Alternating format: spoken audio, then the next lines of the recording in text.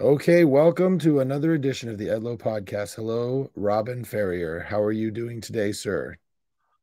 I am well, and I just wanted to say thank you for taking the time to speak to me. I mean, for your listeners and viewers, it's rather late in the evening for you, and it's early in the morning for me. I'm in Eastbourne on the south coast of England, so yeah, a bit of a distance there between us. But thank God for the joys of technology. I know, and it's so cool that we have different types of streaming services now. I would have no way to get you on my podcast really, unless you happen to be in this area or I happen to be over where you are. So now, even though Exactly. we're thousands of miles away, we can connect. So that's great. Absolutely, it's fantastic, and that's how I basically earn my living is by working with people on these video services just like this one. Well, well, that's awesome, and that's kind of why you're here. That's why I was intrigued by having you on because you've lived quite the colorful life. You've been an airline captain. You've worked in the aviation industry. You're an author. You're an entrepreneur, and you've taken some of your own life experiences and some of, I guess, what you would probably call quote unquote dark moments. You've transcended that into a career in hypnotherapy and coaching, particularly for people who have been bullied. Is that right? Absolutely, yes. And just to give you a little bit of background on why that would be, because it is a bit of a niche market, shall we call it that? When I was younger, I went to school in Scotland, just near Edinburgh, and let's just say the place had not exactly erupted with religious fervor at this point. So when I turned up and my father was the chaplain for the school, my my peers were not exactly impressed because of course we would have to attend assembly every morning and my father would lead the prayers and things like that, and of course that was being restricted and that was having religion force fed down your throat, and of course people don't like that very much, and if you can't if you can't stick one on the man directly, so to speak, then what's the next best thing? Well, his son, his 5-year-old son. And of course, that took many different forms. I mean, primarily it was name calling, but it got nasty on occasions. In fact, it got nasty quite regularly, and I would come home covered in blood. And Hmm. uh, it, it, it, uh, it, it really crushed a man. It crushed me. And it didn't end until I was about 14, until I started to blossom physically. And even then, the effects of bullying had really taken their effects by then. A loss of self-esteem, loss of self-confidence, and all the other fascinating aspects of long-term abuse, I suppose you'd call it. So I came to the conclusion that I just didn't want other people to have to go through what I myself had gone through. I had put myself through a process of self-development, and I just honestly felt that there must be an easier way for other people to to get access to help and support rather than just spending days, weeks, years plowing through books and audio tapes and all these kind of things. So that's why I'm doing what I'm doing. And I provide hypnotherapy, I provide coaching, and I also provide online courses for people who maybe are a little bit awkward, shall we say, socially. They don't want to join in with the group dynamic. They would much rather just work away on things behind the scenes. And that's fine because that's how I was. I didn't want to admit my problems. It's just a thing that some people prefer. So yeah, that's my reason behind why I do what I do. You know, it's interesting because I see. I don't think it's a prevailing thought process or a prevailing I don't know what you would call it other than that. But there's a group of people out there who tend to think bullying is just a part of life. And I think everybody, at least in my generation, I think everybody is bullied in some way or another. Like me, I'm 6'7". I've always been the tallest kid in my class. And as I was growing up, especially in elementary school, I tended to be less coordinated, because I was kind of bigger than everybody else and hadn't really developed the physical coordination. And so I was a little slower and I was a little more plotting. And so people made fun of that until, like you said, until I blossomed. And one day a friend of mine, I think it might have been my sophomore year of high school, someone said, Josh, you could probably beat up anybody in this school. And I was like, yeah, I probably could. And so the next one who messed with me, slapped him down a little bit. It never happened again. But it was years of that. And so perhaps maybe you can talk about that thought process. Is it true? Do you think that everybody in some form or another has been bullied in their lifetime? I think, let's put it this way, kids can be vile. I don't think there's any denying that kids are potentially nasty little pieces of work in the making. That isn't to just put kids down per se. What it is that kids, by the very nature of being young, are bereft of any real emotional training. And so they haven't yet really established their character. They haven't really established any real set of boundaries as to how they will behave and how they will let other people behave towards them. There are also kids who, for their own reasons, feel a void within them. And that could be because they just didn't receive the support and love of their family. They could have been abused themselves. There's any number of reasons why a young person can need to take out their emotional angst on another, because it's a kind of vampiric energy transfer. It's if they put you down, somehow they feel better. It establishes their place in the hierarchy. It makes them feel like they've got something that they didn't have. So, does everybody go through bullying? I would suggest everybody goes through. I'm not quite sure what we would call it, but hassling, getting the rip taken out of them.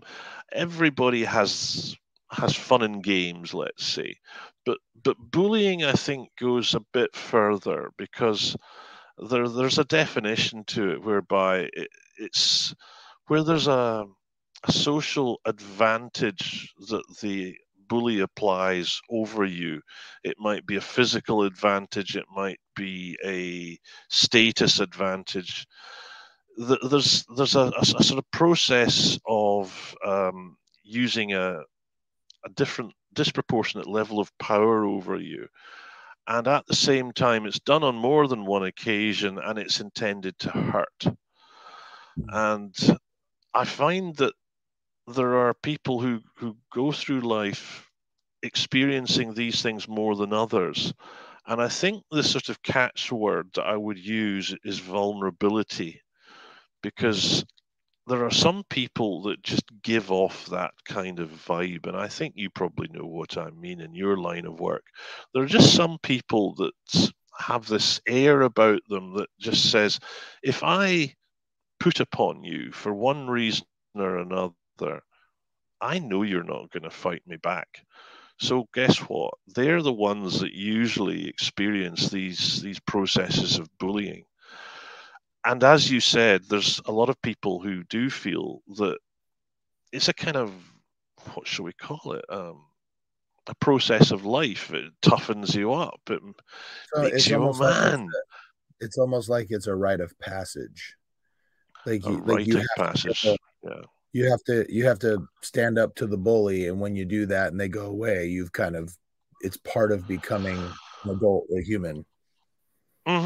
Yeah, and that I'm not going to deny that to some extent is true, and in many ways, the armed forces use that as part of their training.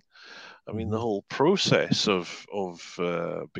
becoming a soldier is the process of hazing, and Yeah. there is purpose behind it. But I think what I get concerned by, though, is where it's disproportionate. And it's very difficult to say, well, what's appropriate, you know? But I would Mhm. say where it diminishes you as an individual. Mhm. If it emboldens you, if it strengthens you, well, I'm not going to say it's a good thing, but I'm going to say that I'm not going to stand up and scream and yell about it. But if it actually diminishes you as an individual, excuse me, then I would say it's wrong. And what I Mhm. think, in my own humble opinion, is that bullying per se, because it happens on more than one occasion and it is intended to hurt, it's not intended to build you up, Mhm. is a bad thing. And so the other thing about this, of course, is that these people who say, well, it's just a rite of passage, it's a process of finding your manhood and all the rest of that, they say that because that's what happened to them. It's an inherited trait. And so they were bullied by the generations before them and the generations before them. And, it goes way back into history. But does that make it right? I would say not, Mhm. because I think we're more enlightened now. I think we understand psychology better. I think we understand each other better. And I think it's time that men, particularly, were given the opportunity to understand that this is not something that they have to endure. It's something that there is a solution for. And that's where I come in terms of the post bullying support, because by then, these people have already experienced the trauma, they've already experienced the changes to their character. And so, Mhm. therefore, I can't go and help them. I can't be their white knight coming in on my charger and lancing the bully. But what I can do is I can provide field support and long term sustenance to those people who really now they hide in the shadow, they live mediocre lives, they feel unable to take risks, they feel unable to trust, and generally live life in a way which is life is shit and then you're dead. And Mhm. that's a great loss to humanity, because there are many people out there, both men and women, who have so much to give, so much love to impart, but yet they don't feel able to. They just feel judged. They feel that by opening up and giving of themselves, that they're taking an unnecessary risk, and they would much rather just hide away than to be seen for the wonderful people they are. Yeah, well, there's so much to unpack there that you talked about. It sounds like you just kinda went over some of the long-term effects of bullying, but I wanna go back just to kinda get an idea of what your Mm. definition is, because you said bullying goes farther than what it sounded like, just general hazing between friends, and I understand what you're saying is it's intended to hurt, but what are some of the other I guess, characteristics of bullying that you feel make like the disproportionate aspect, like define what you mean by that.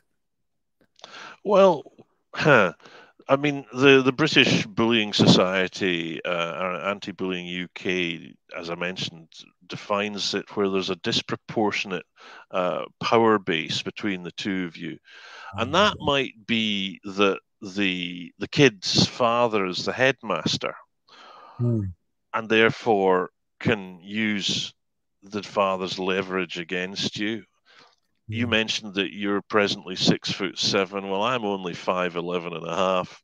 So in theory, you've got a power advantage over me, and that's mm, in school when you're young, even just a few inches makes you feel vulnerable to somebody who's taller than you. There sure. may be a situation whereby you are one of these people, maybe a bit like me, who just didn't fit in with the social dynamic. And so there is power of the group. And so bullying doesn't just have to be one person against another. It can be a group against an individual. And the whole concept of groupthink comes into mind, because if you don't fit in, then you become the enemy. And when a group of people get together and they get a fervent idea in their heads about something, people can do some pretty strange things, because they believe genuinely that you need to be sort of got rid of. And B, they generally feel that if they don't follow the group dynamic, then they themselves become vulnerable and subject to bullying. If you're not with us, you're against us. And that happens in all sorts of societies. And I don't just mean the schoolyard. It can happen in work. It can happen in families. It can happen in so many individual and unique situations. So a power imbalance comes where there is some form of leverage that the person has over you, or the group has over you, that they apply quite consciously in order to hurt you on more than one occasion, multiple occasions. And it's a fascinating area of study. It sounds like it. I wanted to ask you too. You brought that up. I was thinking that as you were, before you even said it, was, well, I'm sure that bullying doesn't just end when you're in school. I mean, I'm sure there are lots of situations where people are bullied outside of that. Do you see, like, the most of your clients that come to you for your classes and your therapy, are they suffering effects from bullying that they received as a kid, or are they currently being bullied? Family bullying, what is it that you're seeing the most? I think I've set my stall up on the basis of my own experience, in which case you'll understand it was my earlier years that affected me most. And so that's where my primary knowledge comes from. Because of my personal bullying experiences, I have specialized in people who had experiences of bullying at a very young age. However, the longer I do this, the more that I see that the term abuse and violation comes into play. And so bullying isn't just what kids do to each other, it's what adults do to each other, it's what groups do to each other. And so bullying comes in so many different forms. Let's look at it from the point of view of uh, a state against its citizens. There are so many countries now which oppress their citizens, and they use violence against them. And so, is that bullying? I think it is. Yeah. And so people come to me because they have escaped a form of oppression, but it's in its process demeaned them, it's made them feel vulnerable, it's made them feel weak, it's diminished their confidence, it's damaged them. Simple as that. There are people who have entered into relationships whereby one of the two, and it doesn't have to just be the man, one of the two exerts more power over the other. And that leads to obviously many years of damage to that person's character and their ability to live a full and joyful life. So bullying comes in so many different forms, and the more I do this, the more I see it. And so, as I say, abuse and violation are the words that I would suggest replace bullying. And so you can imagine that that's as long as your arm. It really has no boundary. It keeps going on and on. Yeah. You mentioned when we were talking before we went on the air, you said that you've started to venture in, or you have, at least in the last little while, started to also deal with women who have been victims of bullying, perhaps you can tell us how bullying affects men differently than women. Mm. Well, the effects ultimately are not too different in terms of when a person is vulnerable and somebody takes advantage of that, then that diminishes them in all sorts of ways. It will affect their confidence, their self-esteem, their ability to essentially be themselves, because they don't want to appear as themselves, because that's what got them into the trouble in the first place, as far as they're concerned. But with men, my point of view is that it assaults the very core of masculinity, which is that we are strong, we are powerful, and that we are able to be independent, and we can look after ourselves. And so, when, for example, a young man is beaten up, let's just not make any bones about it, that says to the world, I can't support myself, I can't look after myself. And therefore, if I can't look after myself, I can't look after my women, I can't look after children, I Mm. can't look after anybody who is dear or valuable to me. And so that assaults the very core of a man's being. And you can only imagine how that will affect a man in so many different ways psychologically.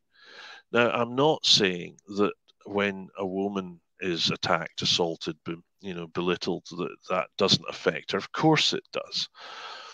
But the way in which bullying is done within the female sphere is generally rather different from the male one. There is physical violence, there's no denying it, but the weapon of choice for women is generally to do with a girl's reputation. And a girl's reputation compared to a man is so important. It is absolutely crucial to who they are. And so, what would you do to somebody then who feels that their reputation is the very essence of who they are? Well, you go and assault their reputation, don't you?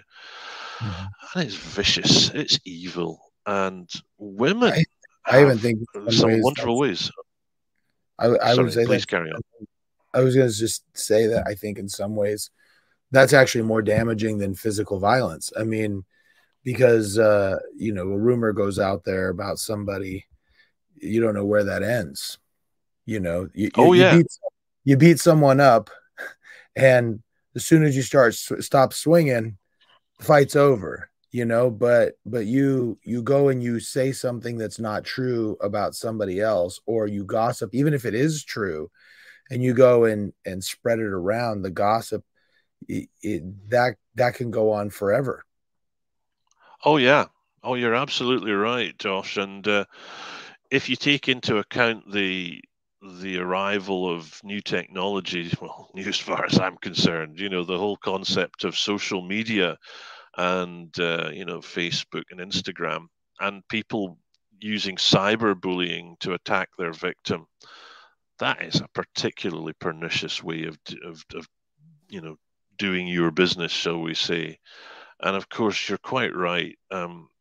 Because if nothing else, it's a kind of cheap way of going about things, because there's no comeback, really, is there, to the bully? You can't really fight back against these things. All you can do is withdraw yourself from the field, so to speak. But the trouble with that is that it's still out there. And I find one of the interesting things about this is the number of players in a bullying experience, because it's not just you and the bully that is involved in your bullying experience. It's those people who watch on, just like the guests at a gladiatorial duel. Some people love watching these things. They love to see the drama. The sort of David and Goliath battle, if you want to call it that. it's kind of perverse, really, the way some people love to watch a bullying experience.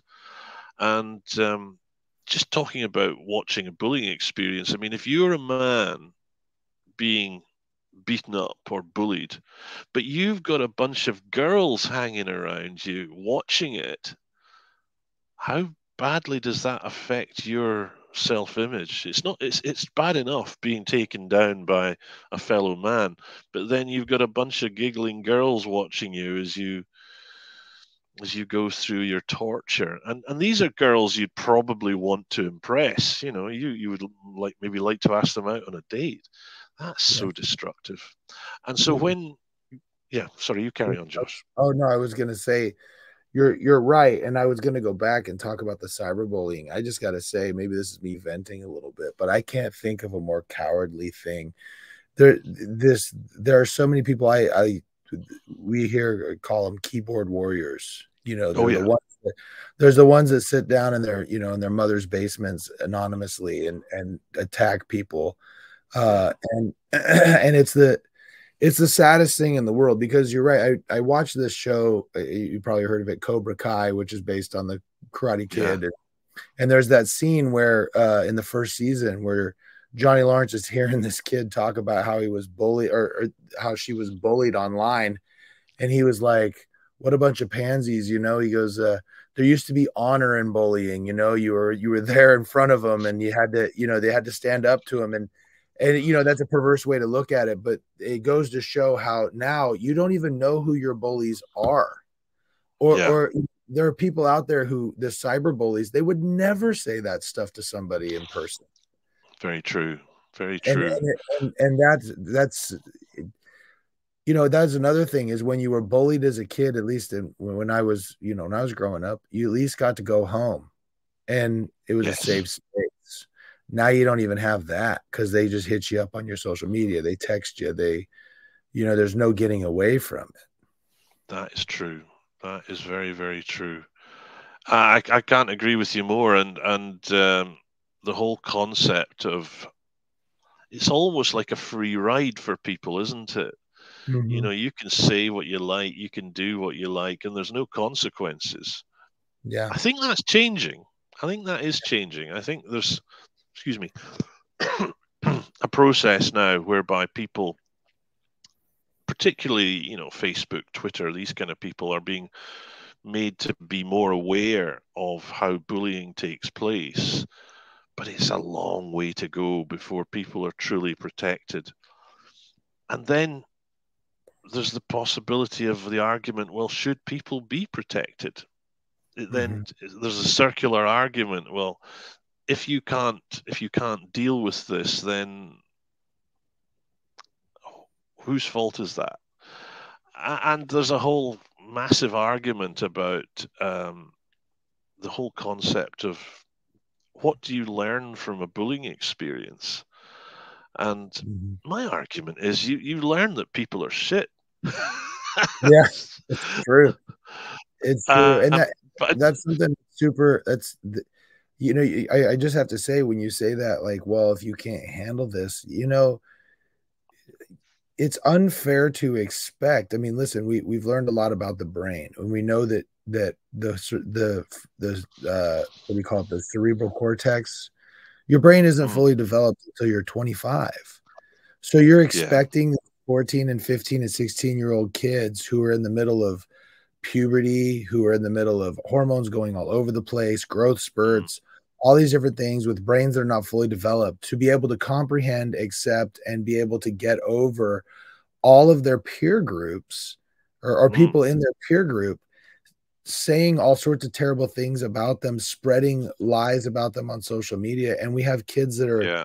that are killing themselves because of it. I don't think society, if there's people out there who think, oh, well, whose problem is that? It's all of our problem. I mean, Oh if this God, is, yes. it's all of our problem. If people are dying over something, I admit it's, social media is silly to really worry about, but it is a big part of the kids' worlds. I have 4 kids. I have 16, 14, 12, and 10. And I try to instill in my kids all the time. I'm like, listen, all these kids that you know in high school, just so you know, when you get to be my age, you're not going to care about any of these people anymore. And you're going to look back and go, Yeah. we're worried about so much stuff that didn't matter. But when you're in it, and that is your whole world, it's a Oh, big deal. yeah. It's a big Oh, it deal. is. So But go ahead. I was just going to say an interesting little twist to this as well, Josh, in that because social media is so pervasive that you've got the potential to attack, I hate to make it militaristic, but multiple targets. Mm-hmm. And so you don't necessarily have just one victim. You have multiple victims. So Yeah. you have a degree of leverage, if you want to call it that. But there's an effect that I've seen that I don't think anybody would be proud of. But bullying victims, if you want to call them that, or bullies' targets, can themselves become bullies because, of course, what happens is they experience that emotional loss, that void. It's almost transferred from the bully to you. And so, unless you are incredibly strong minded, there is a very real possibility that anybody who themselves has been bullied can become a bully themselves. Mm-hmm. And so, if you look at the potential for social media, that could create a whole generation of people who are hurt and damaged, who then become bullies themselves. And I know it won't happen because not everybody is built the same, but it has the potential. And if bullying is on the increase, I'd suggest to you that that's possibly one of the reasons why, because people who get bullied themselves become, on occasions, bullies, because that's the only way they can see of taking out their angst, their mental void, whatever you want to call it, that drives somebody to bully in the first place. Well, Scary and stuff. we're seeing some of that. I mean, I couldn't tell you how many. My kids all have friends, and they come to the house, and they're all really good kids. I really shouldn't say anything about them because I've yet to meet a bad kid. My kids are, maybe they just don't bring their bad friends around, but I mean, like they seem to be good judges of character from what I see. But I couldn't tell you, just hearing the stories of how many kids have mental health issues. And I think that what you're talking about, bullying, is definitely part of that. And you mentioned, you come in post bullying. They've already suffered the trauma, and now you're helping them cope. But perhaps, I don't know if you have any, if there's somebody who's listening to this who has been the victim of bullying or feels like they're the victim of bullying, is there anything, advice you would give them to cope with what they're dealing with? Well, I think, first of all, to know that despite the words that we use, victim, it's not a word I always use. It implies all sorts of things and has all sorts of associations with it that I would suggest you don't use. So I would call, if you have to call yourself anything, I would say call yourself a bully's target. But victim, I wouldn't say is a word that you would use to enhance yourself. When I was going through my bullying experience, I just wanted somebody to know that I was hurting. And so I expressed that to my father, I expressed that to my mother. And I don't really know what I was looking or expecting for, but some sort of support. And with my father, he was a religious man, as you'd expect. And so I was given, either run away or turn the other cheek. Now, either of those are a gift to any bully, basically, because running Right. away just postpones things till another day. Yeah. And turning the other cheek, well, I think you can see the futility of that. So that was my father. My mother, on the other hand, she herself had been bullied. And she took the view that, well, this is what happens to people like you and me. Those were her words. And there was really no support or sustenance there. But I would seek out people who are in a place of authority, who you believe will understand that you're hurting.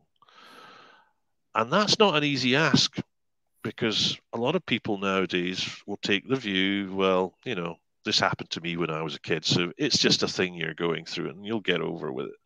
Well, I would suggest that you need to find somebody a little bit more enlightened. And who are those people? That's a very difficult question to answer, because you need to find somebody who is prepared to stand up and be counted. If it's a teacher at school that you respect, or if it's a manager at work who you respect and understands that you are not a bad person, and therefore what's going on is bullying and not just another manager demanding work for, what am I trying to say? I'm trying to say that some people at work can make demands of you that are unreasonable. And you need to be able to find a person who understands the difference between reasonable and unreasonable. It's a hard ask, and quite clearly what I'm saying is that you need to be wise in choosing who you speak to about these sorts of things. But you must speak, because you can't keep it to yourself. All that does is it drives your emotions inwards. It creates anger, bitterness, resentment, pain. And if that doesn't get some vent, there's a wonderful phrase that came from a surgeon in the 1800s, that any emotion that doesn't have its vent in tears causes other organs to weep. And so it can come in all sorts of physical forms. So, for example, psoriasis, acne, all these things can come from just the horrible feelings you get when you think there's nobody out there to protect you or to help you. Yeah. Well, you going into this now, we talked about what you can do, when you're going through it. And I think what you said was dead on. Find somebody to talk to about it. But what about post now? What are some of the things that you suggest for coping after the fact?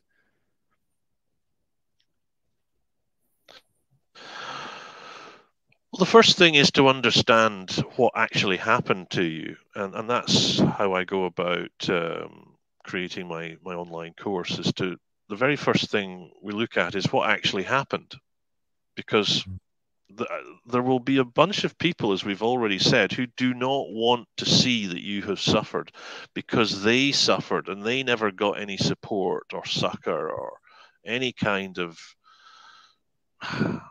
benefit from expressing themselves. So why the hell should you grow up, get a pair? That's really, this is the kind of thing. That's really funny you bring that up. It's funny because I was just talking with on another podcast with a mission president. I'm Mormon, member of the Church of Jesus Christ of Latter-day Saints, and I served a mission for my church. And when I went on my mission, you were only allowed 2 phone calls home a year on Mother's Day and Christmas. And they recently, in the last few years, made it where missionaries could go home or could call home every week. And I razzed the missionaries when that happened. I'm like, oh, what's wrong with you guys? You guys need to talk to your mommies every week when you're on your mission. You're weak. And I remember thinking about that after I actually had the mission president on, and I'm asking him, I go, do you think it's better? And he goes, I absolutely think it's better. And I go, you know what? Why is it that I am making fun of people who want to talk to their families every week just because I didn't get to? You know what I mean? And so I think that goes into what you're saying, is that I think there is an aspect of this where you're like, well, I was bullied and I got through it and I'm okay. You should be okay too. And it sounds like you're saying that's the wrong approach. I would suggest that for anybody to say that by being diminished in any way, shape, or form is a good thing just isn't. Um, Hmm. there is some kind of edifying process. I mean, there's the old phrase that what doesn't kill you makes you stronger. There is a truth to that, but there comes a point whereby it's no longer making you stronger; it's actually crushing you, and that is when good old fashioned nonsense and joshing about becomes bullying, as opposed to just having a bit of fun with somebody else. When you physically or mentally damage somebody, I would suggest that is just plain wrong. But where's Uh, the line in that, oh, it's right? Like, different for everybody. It's different for everybody because everybody's level of resilience, everybody's ability to see through the crap, for want of a better phrase, um, is different because we all have different experiences. We all come at life from a different context. There is no one size fits all. There is no standard line. It's just that if you as an individual are less resilient than another person, then one person's joshing becomes another person's bullying. And hmm, therefore, where I start my courses, I say to them, if you felt that you were bullied and you comply with the template of bullying, which is, as I said to you, the fact that it was intended to hurt. It happened on more than one occasion, and sorry, I've lost my train of thought again. But there was a whole intention to use a leverage of power to diminish you. Then that's just wrong. hmm, So there is no one size fits all, and so if you feel you've been bullied and you have analyzed your experience in accordance with those three things, you were bullied. Whether the hmm, person intended it to be bullying is almost irrelevant because what we're talking about here now is recovery and healing. And so you experienced bullying. Whether the person intended to bully you is irrelevant, in my opinion. hmm, We're not in a court of law. There is no justice in the schoolyard. So, what I'm suggesting is that everybody comes into this world with a different set of abilities and traits. And some will find it easier to deal with these things than others. But therein lies the rub, because, of course, that's what bullies seek. They look for the most vulnerable person in the herd to take out their angst, and they don't want to take risks unnecessarily. The fact that you might fight back and give them a bloody nose, they don't want to expend energy unnecessarily on somebody to to get their frisson of buzz that comes from bullying. They just want an easy ride. So they'll choose the most vulnerable. And who is most vulnerable? Well, they're people who are different in one way, shape, or form. They maybe have a social side to them, which means that they don't fit in, or they're a different color, or a different religion, or maybe they got one leg, or anything that makes you different from all those people that stand around you shouting "fight, fight, fight" hmm. makes makes you vulnerable. Yeah. So, you know what I'm thinking as you're talking? I'm envisioning a single mother with a son Yeah, who who, and I think it's harder for a single mother to relate to a young boy than say a father because a father's been there, right? yeah. Uh, what would you say to the single mom who maybe has a son who has been bullied, and is trying to cope in helping their son navigate that? Well, if we're talking about a son versus a daughter, I would suggest to that single mum that she find a male influence for their child, Mm, uh, and a good male influence, not just anybody.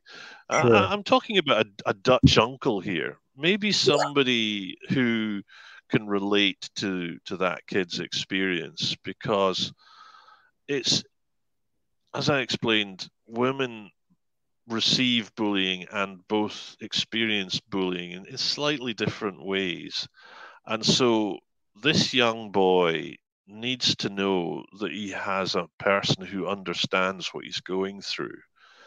Um, and that's not easy, because if you can find another man who's willing to admit that he too has been through bullying, you've done well. They, Right. people, they don't like to come forward.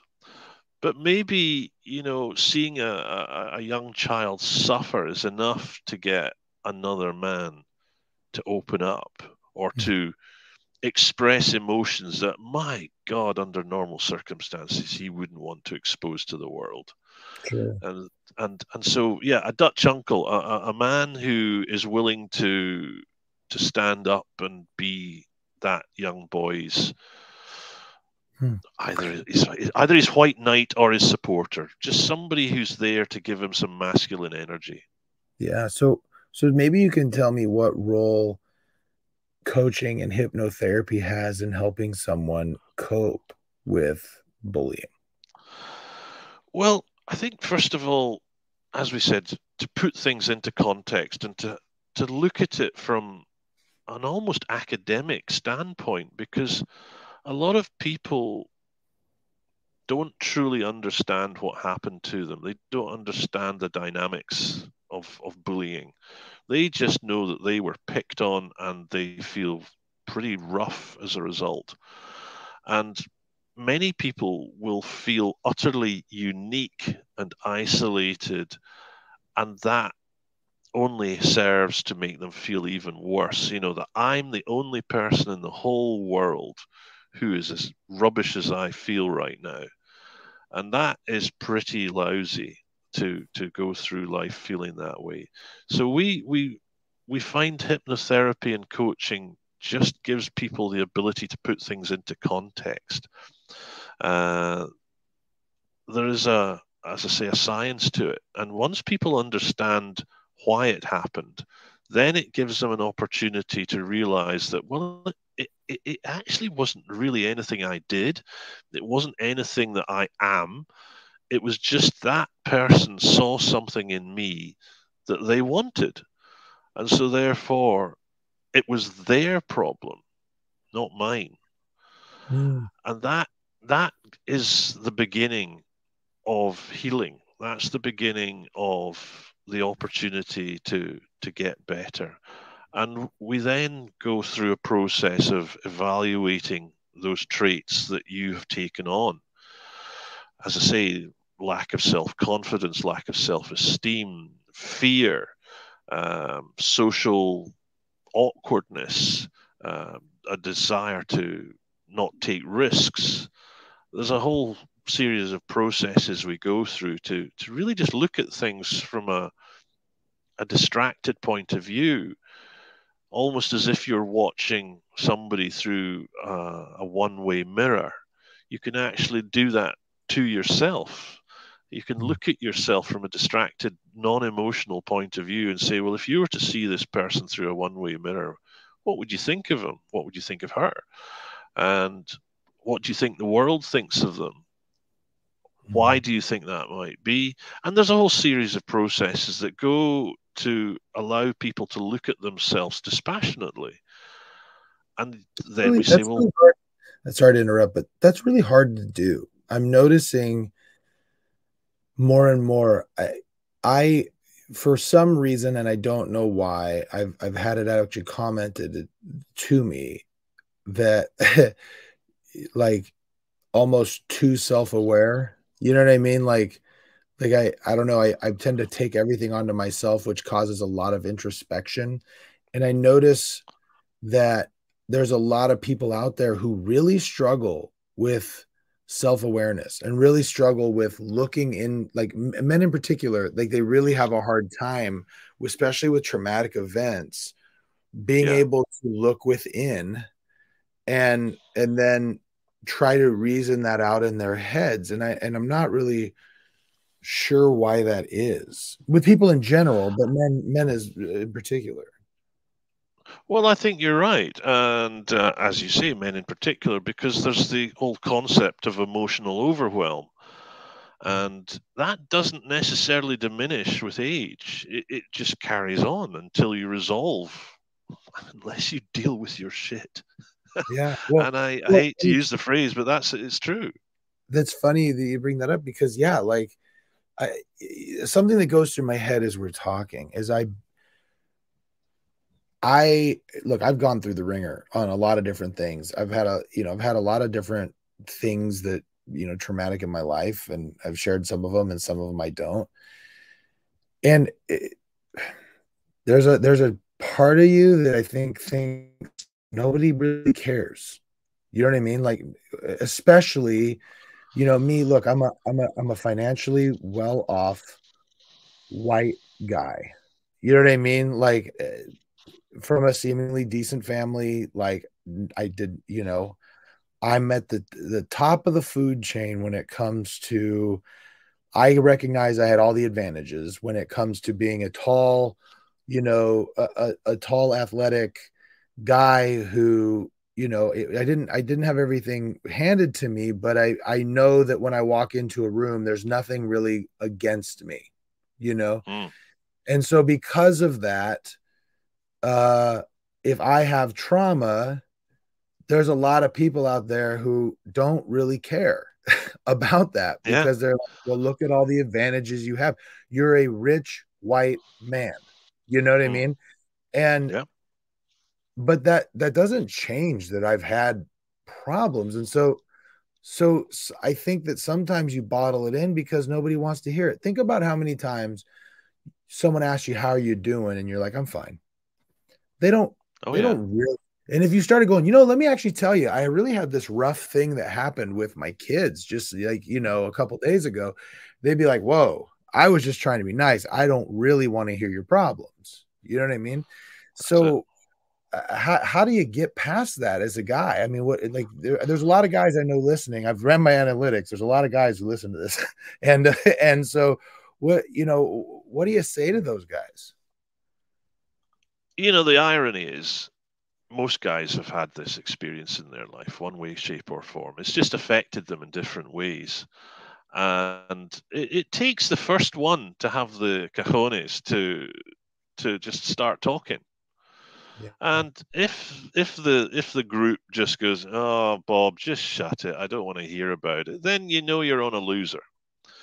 But Mhm. there's possibly one in that group that sort of will take you aside afterwards and say, you know what you're saying. Well, that kind of happened to me too, and it's kind of screwed me up as well. There are those who will admit that they were affected, and there are those who will not. Yeah. But it takes courage to open up about it, and I can only suggest that men start to talk more openly with each other. But you have to be careful who you choose. You need to know who you're dealing with, because when you're imparting impassioned, emotional, private details, you don't want to hand it to somebody who's an idiot. And so you have to choose these things carefully. And Yeah, you'll know that. You just can judge it by judging somebody's way of being, their vibe. Yeah, it's funny. It's it's funny you bring that up because I can think of a couple of friends, one in particular, where like they're the person that I call when I have a struggle, and it's like a mutually assured destruction. Like we know all everything right. about each other. You know what I mean? It's like if either one of us ran for office, the other one could destroy us. It's just Oh, he knows where you buried the bodies, right? I got you. exactly. And so, but I think what you're saying is so important because I think there's a lot of guys out there who are like me and that like I tend to be the guy, and I'll tell you, I was like this for a long time. I was like this for a very long time until I just couldn't be anymore. I used to joke to my mom. She would tell me when I was in my late 20s, early 30s, she would be like, because I mean, like I had things going on when I was an adolescent, dealing with my dad, who was a drug addict, and then also dealing with other things that are going on in my life and things that are going on even now, things that go on. And she was like, you might want to talk to somebody, like go to a therapist. And I was like, listen, I've spent a lot of time burying all this stuff. I don't need someone digging all this stuff up that I took years to bury in chocolate and peanut butter. You know what I mean? And so, but the thing is that I noticed is that what's so crazy about it is that if you don't deal with it, the next time something traumatic happens, it all comes back. You know what I mean? Oh yeah. It was really surprising to me when something really traumatic happened, which I don't share publicly, but stuff that happened to me, it brought everything back that I never dealt with. You know what I mean? A lot of stuff about betrayal and about, all these different things that I just never dealt with. And so, talking to somebody about those things and being able to find, and it doesn't have to be a therapist, it could be a friend, and just talking to someone and opening and saying, yeah, like this stuff is really heavy, can really do a lot of good. I mean, wouldn't you agree? Oh, absolutely, absolutely, and that's why I do what I do. I have various groups that I open up to men, and now very shortly to women, to allow people to express themselves and to talk about these kind of things and to know that they're not alone. Because there's nothing worse than feeling alone in these things. But you did mention about what I call triggers. And my God, there is one of the things that I find to be so important about both coaching and hypnotherapy. It helps to identify those things that will go bang when you're not expecting them. I mean, I've said and done things in my past which are utterly disproportionate to what I was challenged by, because when I was challenged, if you want to call it that, I immediately went back emotionally to those times when I was in the schoolyard. And I felt all those emotions, all the same hormones and feelings came back. And so I acted disproportionately. I said things, I did things which were just so wrong. And you do that in a boardroom, you might not have a job by the end of the day. Right. And it's amazing how things happen. You can't control it because you are overwhelmed with emotions. So you can take the point of view of, I don't want to look at that again. And that's fine. You don't have to. There's no law says you don't have to do it. But if you don't, there are consequences. And it's not just all about you, because it affects other people as well, because you Yeah. can hurt people without knowing it. And I've Yeah. done it. Yeah. I've had to actually do a little bit of self-reflection on this very topic. Because I saw my kids, doing things that kids do, but reminded me of stuff that other people in my life have done. And so I went, I mean, and these are things that need to be correcting, like not taking responsibility for something that they've done, Yeah. kind of, how all kids are, little Jimmy over here kind of pushed me here and I'm, just trying to deflect.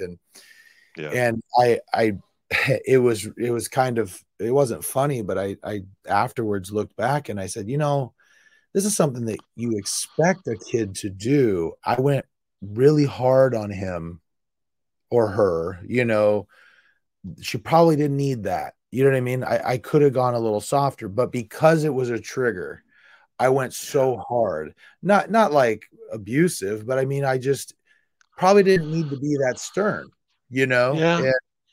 and in looking back at it afterwards, I hope I've gotten better at that. But it just, you live and learn, I guess. Oh, I think you do, Josh. And well, congratulations for being aware of that, because there will be many that wouldn't be.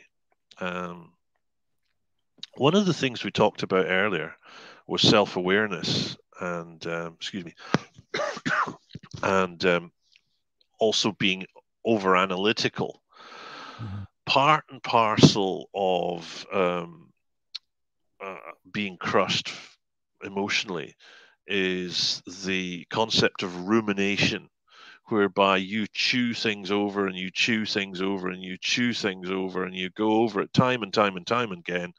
And you end up having conversations with the bully in your head, and you do all these kind of things, and that's being over analytical, and you never really get to the crux of the problem.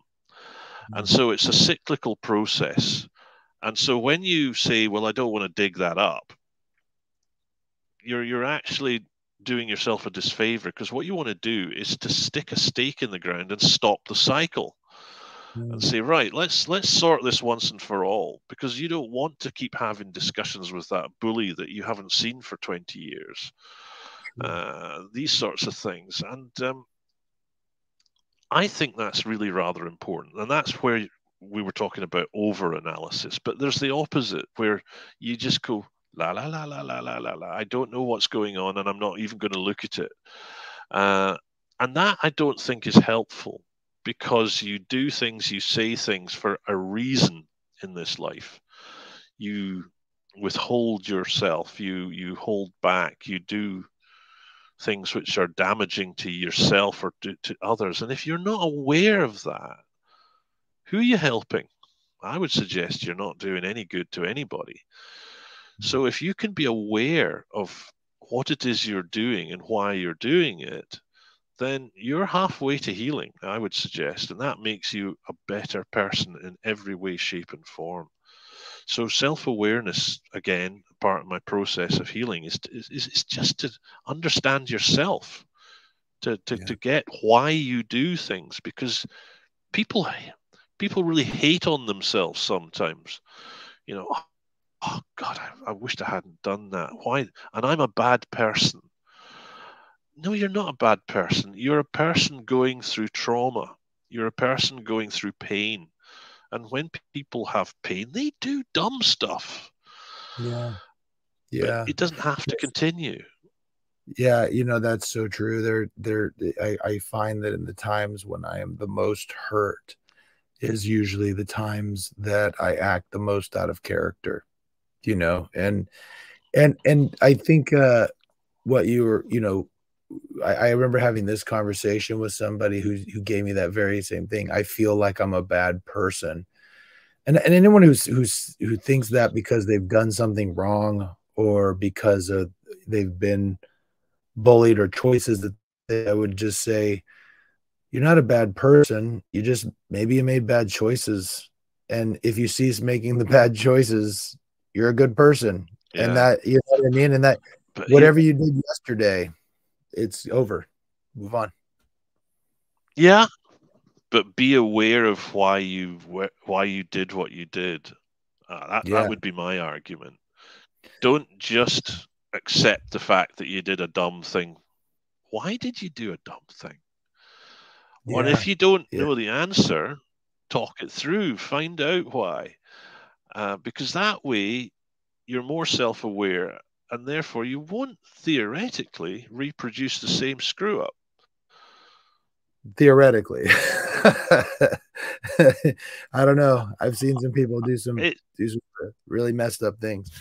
So so oh, they well, will do, but yeah. Well, let me ask you, I wanted to ask you, do you perhaps in your practice, could you share a story of somebody, something that sticks out about somebody who was bullied that and how they coped with it and kind of a success story? one thing that I'm coming up against time and time again, particularly with guys, is what we call normalization of trauma. And Mm. it's what we were talking about earlier, which is that, well, it happened to my granddaddy and it happened to my father and this, that. and the next thing. So now that it's my turn, I just suck it up and get on with it. And I've come across various guys who have been through things like that.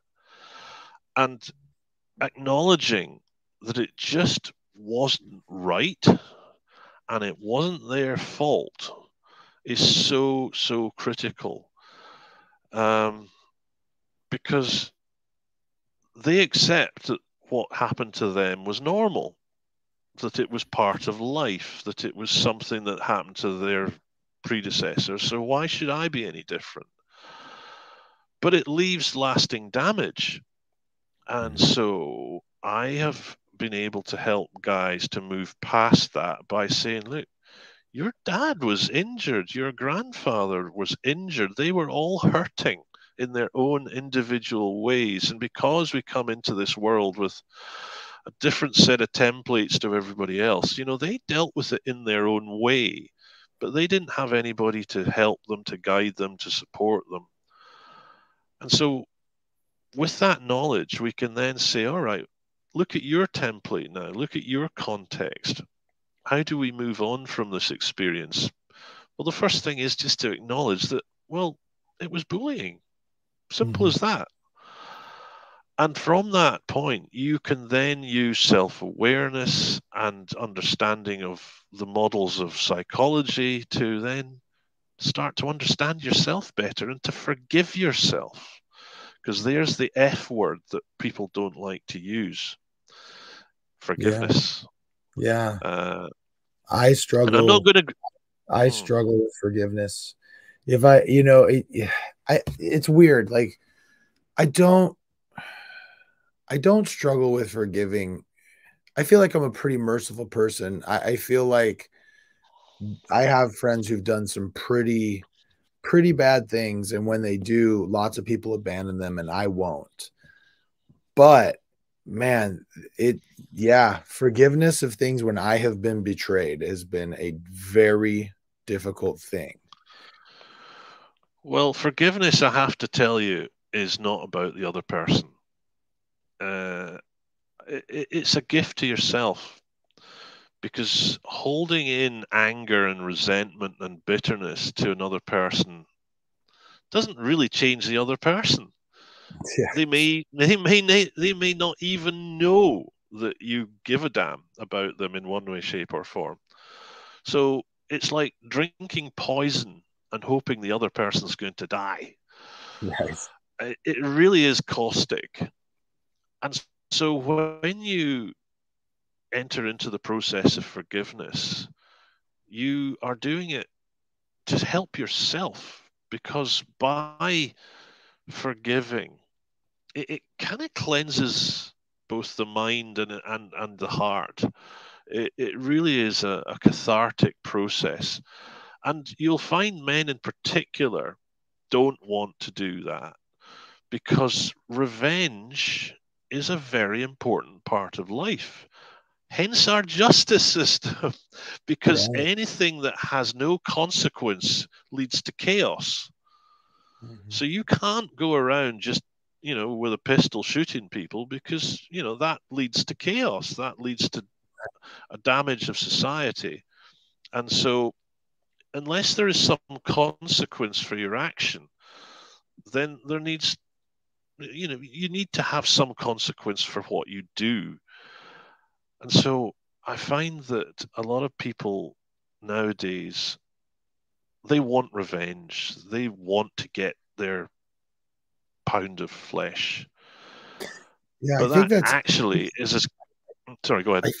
I think that's true. I think I can only speak for myself. I don't know if anybody else feels this way, but I think sometimes with forgiveness, especially when the person you're trying to forgive is not accepting responsibility, it's like the forgiveness results in you taking that consequence almost onto yourself. Like you're saying, okay, you don't have to suffer that consequence. That's fine.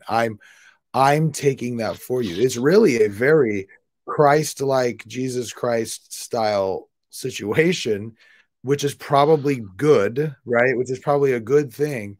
But yeah, the thing that's hard for me is to accept. So this person goes away scot free after they've done something so dastardly and so hurtful, especially when it's something that's hurt my kids and like that type of stuff. It's hard to say, you know what, water under the bridge, no consequence, move on. And I don't know how to, I don't know how to get myself. This is something that I'm realizing is something I struggle with a lot, because as a Christian, I am supposed to forgive like 4,000 times. You know what I mean? So how do you get someone there? Believe me, it's not easy, Yeah. but it is a process that I do take my time with. And I'm not going to give you the full details because it's long and elaborate. But Right. the fact is that forgiveness, as I say to you, is not condoning the action of the person. Mhm. It's not saying what you did was okay. I want people to understand that, because it's not saying that that bullying that you did was actually okay. That's not it at all. It's a process, actually. If I'm going to be a little bit weird about this, it's actually forgiving yourself for your own weakness. Mm. You're actually allowing yourself to move past the fact that you allowed this person to do this to you. And that's all right, because this person was lacking in one way, shape, or form. If you don't forgive, then you hold this stuff in. You basically do not learn. And it's a process of learning. If you do not forgive, you reach a sort of point where you're sort of hung, you're suspended in some area that is just not optimal for you, because you still are angry, you're still resentful, you're still bitter. And to move past that is not easy, but therapy, a lot of people think, for example, that hypnotherapy is you go to sleep and you wake up full of vim, vigor, motivation, excitement, and all the rest of it. It's not quite like that. It is a process of looking at yourself in the hard light of day and the other people involved, because there are many actors in the play of bullying, and saying, you know what, if I was in your shoes, maybe I would have been exactly the same way.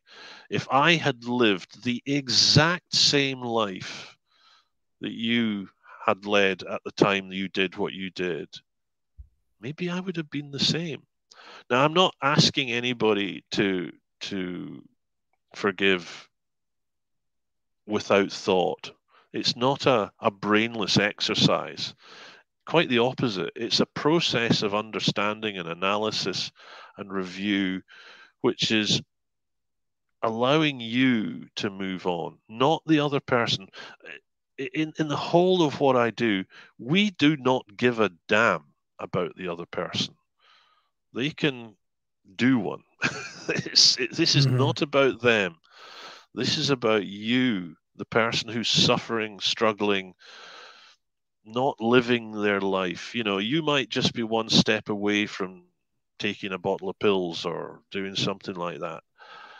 I don't even really like to speak aloud about these things, but at the moment we have an epidemic of male suicide in this country, and I think it's very similar in the US. And it's because men just don't know how to deal with their stuff, and they don't see anybody out there who's willing to help. And I find that a terrible, terrible shame. It's a simple act of giving to yourself. It's a catharsis. It's a cleaning out of the tanks that you've been holding all this bitterness and anger in for so long. And you're not doing yourself any favors by holding that resentment in. If you want revenge, all that you're doing is you're exposing yourself to danger. You're exposing yourself to becoming the person that you loathe. Mm. And I don't think that's what you want for yourself, in my humble opinion, because the frisson of revenge lasts about half a second, I would suggest. You'll get there, and then you'll think, well, oh, right. So I've got what I wanted. So why don't I feel any better now? Because the anger and resentment's still there. Just because you maybe managed to get a good punch in, you still don't feel any better. You I don't may know. do for I don't about know. half I a don't know. second. I don't know, Robin. I've thrown that punch and it feels pretty good. Okay. Well, No, I I'm won't argue with the man who throws a punch, but at the same time, I would stand in front of any group of people and say exactly the same thing because I know it works. And yes, if you found that there was a benefit to revenge, uh, that that's well and good. no, But I I don't. suggest for Let me most people clarify. that Let me clarify. I don't think there's a benefit to revenge. I think exactly what you're saying is true. I was joking more than anything, yeah, I but understand you. but you're right in that you don't come away more fulfilled by revenge. You know, uh, The hurt is still there. yeah, It yeah, doesn't clear it away. All yeah. the feelings of low self-esteem, the lack of confidence. Say, for example, you did what you just said. You would come away from that feeling, I got him. And then Mm. afterwards, you'd think about it and you think, that makes me a dick, the same as him. Uh, it Yeah. doesn't happen straight away. No, and you're And you're right. And could I have not done this in a better way? right. And the thing is, Robin, is that I know you're right. You know, when it comes to this is what's hard for me. The forgiveness aspect versus the consequence of revenge. I know you're Hmm. right. I know that what you're saying is true, but for some reason it's hard, especially as and I find it's also harder when the person has gotten like I've let the person get closer to me. Like you Hmm. know, I have a lot of friends, but I would say that most of my friends they're a little bit at arm's length when it comes to vulnerability. And I have a very select few that I am completely open and honest with. Yeah. And the closer you get to that, if you hurt, I'm just talking about me. Hmm. When it's someone who's closer to me, it's harder for me to forgive. And um and I know that that's not a good thing. I just, it's hard to kick. It's hard to, like I said, it's hard to say you know what?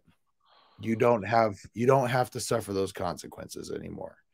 Uh, Not to say that I want revenge, just, it's hard for me to let go of that. And I don't know why, it's just that way. Maybe it's because I've just been hurt, It's so because every man is brought up with the principle that there has to be a cost for somebody hurting me. There has yeah. to be some kind of implication for stepping out of line. But in nature, justice doesn't exist because good and bad doesn't exist. It just is. Mm, It's we human beings attribute meaning to things. And that, again, is a large part of what I do, is analyzing what meaning you attached to an event because different people attach different meanings. mm, So, for example, you were talking about having a friend maybe turn on you and misuse information that you would give them. Let's say that, for example. The part and parcel of the thought process that you would probably go through in that time is how could I be so stupid to allow that person to have that information in the first place? How naive could I be to give that information over, which I've now had used against me? And then you start beating on yourself because you feel that you were the one that actually gave them the weapon to assault you. The other thing about it, of course, is that you think, well, the other person, led me to believe that you were a trustworthy person, and you then took advantage of that feeling of trust and used it against me. And again, you beat yourself up because you allowed yourself to be taken in by their goodness, if you want to call it that. But there are people in this world who are weak, and they don't always do the things that you would hope they would do. And so, on the human scale, there has to be a consequence, doesn't there? But nature, in the jungle, if the gazelle falls because a tiger pulled it down, is there a court of inquiry? Does anybody sort of sit around crying? It just is. It happened. We as human beings attach meanings and consequences to things, and revenge is a very big part of it. We feel that there has to be some law which stands up and protects the individual. And when the law, and I know this is speaking to you where you live, so to speak, when that fails, you feel that there's a terrible injustice in the world and the world is unfair. And so revenge is a very powerful motive up until the point, of course, whereby it actually does you harm holding on to it. And that's why I deal with that aspect in my bullying therapy, because I think it's absolutely important. It really is. It's essential. But that's a point for debate at great length, I'm sure.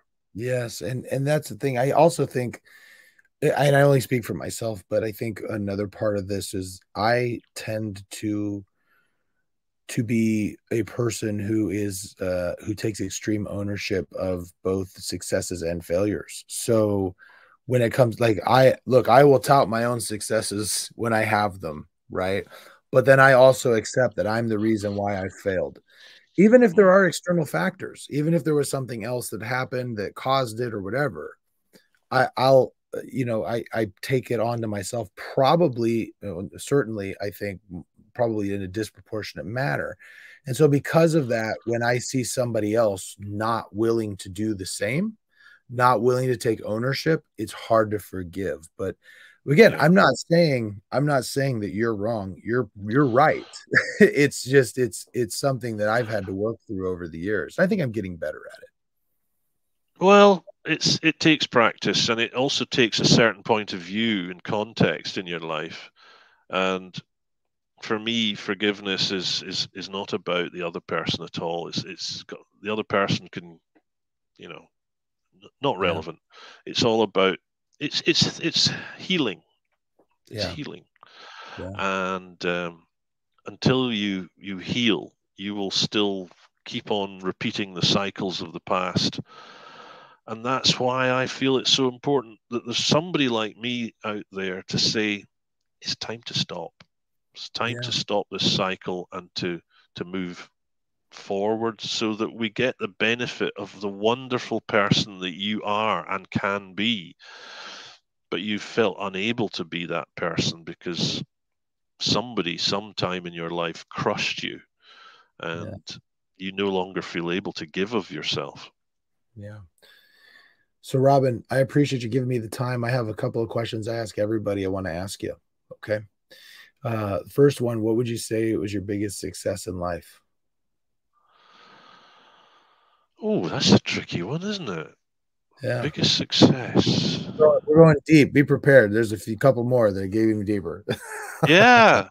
Well, if I'm honest, probably doing what I'm doing right now. Hmm. I I think it's because it's taken me this long to get to the point whereby I can sit and look in the mirror and say, you're okay. I'm 59. And if you think that my bullying started at the age of 5, that's a hell of a long time to be dealing with my stuff. And I feel good about myself now. So is that my greatest success? I having put me on the spot, I would say yes. Just looking in the mirror and saying, you're okay. Yeah. Yeah. Well, that is a success, because I know there's a lot of people out there who probably don't do that, And I think that's a great shame. I agree. So next question, what is your biggest failure and what did you learn from it? Biggest failure. I'm just 2 years out of a 20+ year marriage. I regret that. I have had the benefit of hindsight now. I've learned a lot, and I realize perversely that my experiences in my younger years had a part to play in all of this. And again, this is why I ask people to deal with their stuff, because it damages other people as well as it damages them. So that is the most raw, conscious feeling of failure I have right now. Yeah. Wow.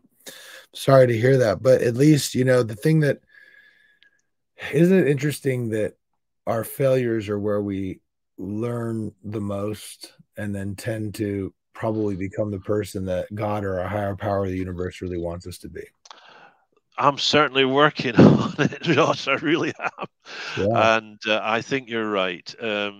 It's a learning process. I mean, I talk about it as we're all on a journey. I know that's a bit of a hackneyed phrase, but I'm learning so much as I go along, and I'm changing and I'm developing and I'm enjoying the process. I'm not enjoying the pain that comes with it, but I'm enjoying the person I'm becoming. And I think that's something that can happen to everybody. I definitely feel that growth and development and enlightenment is something that we all can share in, and I'm definitely on a journey right now. That's awesome. So last question I ask everybody, at someday, we hope long into the future, you're going to pass away and there's going to be a funeral. Someone's going to give you your eulogy. What is the one thing that you hope someone would say in your eulogy? He cared. Yeah. Simple as that. Yeah. He gave a shit. Yeah. I am so tired of people in this world who complain about things. Why does the government not do this? Why don't people do this? Why are people not better? Well, I just think, for me, I've spent my time doing that too. But I've discovered that it all starts here. If you don't do things yourself, if you don't live the life that you think you want, I don't think you have any right to make demands or make complaints. So this is me standing up, being counted, and I care. Yeah. Well, Robin, it's been great to meet you. I've really enjoyed the conversation. Where can people find you? They can find me at www.robinferrier.co.uk. And that will allow you to make contact with me and see the different services that I offer. But I'm also on Facebook and Instagram and all these good things under One Small Step Hypnotherapy. So you'll find me there. Awesome. Well, Robin, it's been awesome. I really appreciate the topic and the content and even engaging in a lift therapy with me on forgiveness. So I really appreciate all that you do, and I wish you well. And let's keep in contact. I'd love to have you back. That's wonderful, Josh, and thank you for all your support. I'm very grateful to you, and thank you for staying up. You did a great job. Yeah, it's been great. It's easy when we have good content. So for everybody who's listening, if you've made it this far, Subscribe. We got a lot more fun stuff coming up, as we always do. I appreciate everyone who listens, and I appreciate everyone who reaches out. I've had a lot of cool people reach out to me and ask me questions for podcasts, and this will be up on YouTube, on Apple, on Spotify. Feel free to leave comments. And if you've been a victim of bullying, find Robin, I'm sure, or not a victim. What did you say? Don't call yourself a victim. A target. Just a bully's right? bully's target. Yeah. So if you've been a target of bullying, reach out to Robin and help let him help you cope. So anyhow, appreciate it, Robin. We'll talk to you later. All the best to you.